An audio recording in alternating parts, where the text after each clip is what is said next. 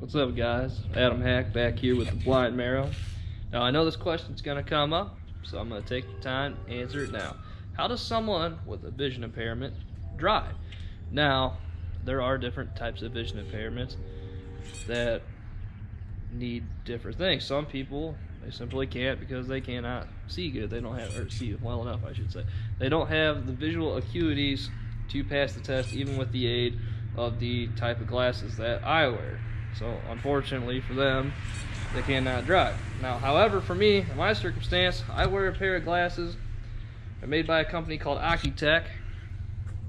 They have a telescope on them and colored filters, so I can see the correct colors that I need to see to drive.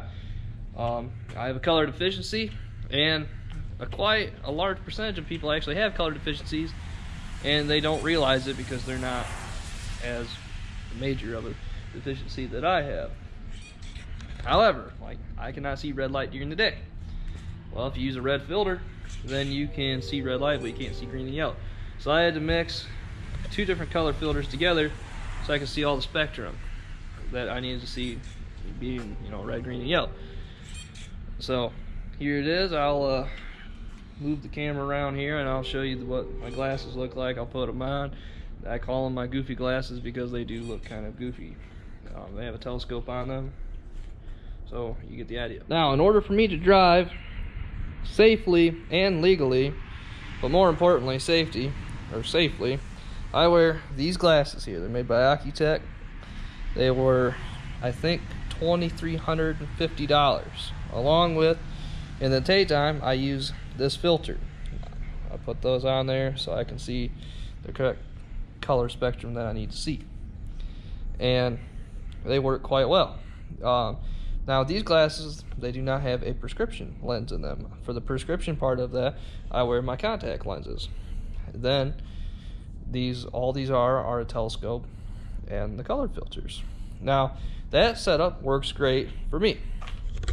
It worked great for me because every time my prescription changes, I don't need to send out my glasses to have new lenses put in, new carrier lenses put in them.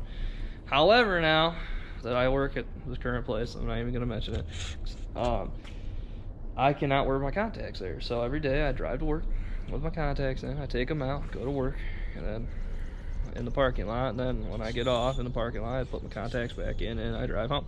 It's a real hassle. I'm involved with a program through the state of Ohio that helps people with not only vision impairments but other types of disabilities find employment, and they're going to be able to set me up and provide me with a new pair of glasses that are going to have a prescription carrier lens in them. Those are going to be a little bit more. Without opportunities for Ohioans with disabilities, I would not be able to, to have that. I actually wouldn't be able to drive without them, period, because in order to go through the school to get the glasses, all the training required, in total it's about $8,600. And yeah, not the average day guy or girl with a vision impairment when they're 18 years old are going to be able to afford to fork out $8,600. That's just for schooling. I went to school in Columbus, and they're actually, the two people that run it are retiring, so they're actually closing them down, and the Ohio State University is going to take over doing that aspect of it too. But that's $8,600. That's just for the glasses and the schooling. That doesn't count the 2 weeks that you have to stay down there and drive with the instructor every day for like 3 or 4 hours. So that's not counting the motel stay, the food, all the things that go in with going somewhere. So at the end of the day, when you add it up, it's closer to 10 grand. And then when you get your license, like I did, you cannot drive on the highway and you cannot drive at night for the first year. You have to go back and go through another week of training and take another driving test with the lights off at night, of course. And then they take you out on the highway, and it's not like an easy test to pass. The majority of the driving public wouldn't be able to pass it. The first test I took was about 6 miles through Columbus at 8 o'clock in the morning through the tail end of the rush hour. Then the second test I had to take was 11.5 miles through Columbus at night. It was in the winter time, so it was like 5 or 6 o'clock. and had to go out on the highway. If you went over 1 mile an hour, over 65 miles an hour, you failed the test automatically. The whole time you had 2 instructors in the car. You actually took the test, or not instructors, you had 2 examiners in the car, and you took the test in your instructor's car. So it had the brake pedal. So the person in the shotgun seat is watching out, make sure you're not going to kill them. The person in the back seat is examining you and writing down anything where you're going to get points for, if you make a mistake. So it's a very hard test, it's a very stressful test, and they really put you through the ringer before they just hand you over your license and have at it. So with these glasses here, these Architect glasses, I will take a second and put them on for you. They have a lighter color filter. I just wear them like you see here at night, and then this is the telescope, what I'm holding on to. And then for daytime use, like right now, I have this filter. It's a reverse clip-on, so it clips on the inside of the glasses, close to your face, and that's for daytime use. And it takes a while to get used to them. I mean, the whole process for me, I started when I was a junior in high school, or it was the summer before my junior year of high school, and I didn't get my license until the week before my senior year of high school, because I was 18 when I was a junior. That's the other thing, you can't wait till you're 18 to even think about going through the school and stuff, because if you're under 18, then it's even more time driving with the instructor, and it's a lot more of a hassle. So most of the time they won't even mess with you until you're 18 years old. So I'll take a second, put the glasses on. My goofy glasses, kind of embarrassing, but they work. They allow me to drive safely and legally, but most importantly, again, safely. So I'll put them on, show you that. Like I said, kind of embarrassing, and yeah, we'll go from there. Alright, so anyway, here's what the glasses look like. I had to reshoot this because something weird happened with the file. I don't know. When I went through in my video editing software, it was just a black screen with sound. So anyway, though, this is what the glasses look like. When you're driving down the road, just drive down the road like normal.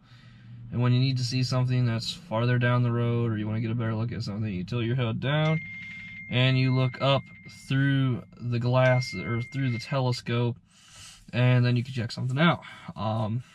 With the telescope, I can actually, in the test environment, get all the way up to 20/30. 20/20 is what people consider, perfect vision. However, I can't get that good, but I can get pretty good for, all things considering. So anyway, though, this is what my glasses look like when I'm wearing them. I know they're goofy, but they allow me to see better than I've ever been able to see before. They allow me to drive, and they allow me to, well, not only drive, but they allow me to, do it safely. That's the biggest thing I could, my biggest nightmare when I was learning how to drive and all this was hurting someone. I couldn't live with myself with that. But anyway, just here you go. That's what they are. That's what I got to deal with. So there you are. So anyway, those are my bioptic glasses. That is how I am able to drive, and some of the process behind it. It's a very complicated thing, and like, I don't even know if I'd ever want to be able to leave Ohio permanently, because it's such a pain in the ass anywhere else. California, you got to retake the test every year. Florida, they don't even allow it. West Virginia, they give almost anybody a license that asks for it. So it, it's by state it differs, and then if you want to move to another state, then they may, you got to retake the test, or they may not even allow you to take the test. So, there's a bunch of complications that go with that along too. Ohio is one of the states that sets the benchmark for, how bioptic glasses should be treated, how the training should be done, and everything that goes in along with that. So kind of fortunate in that aspect, but unfortunately, if I ever wanted to move to another part of the country, I'd have to probably keep a permanent address here, or do something, because it'd be such a pain. I mean, And even just getting a license renewed, I got to go down to Columbus every 4 years and go see Ohio State and have them administer the eye test to make sure everything's kosher before I can even get a license renewal. Then they give me a piece of paper I take to the DMV, and they just go, okay, here you go. They pay your tons of money, and you're able to renew your license. So that's how someone with a vision impairment, or more particularly me having a vision impairment, that is how I'm able to drive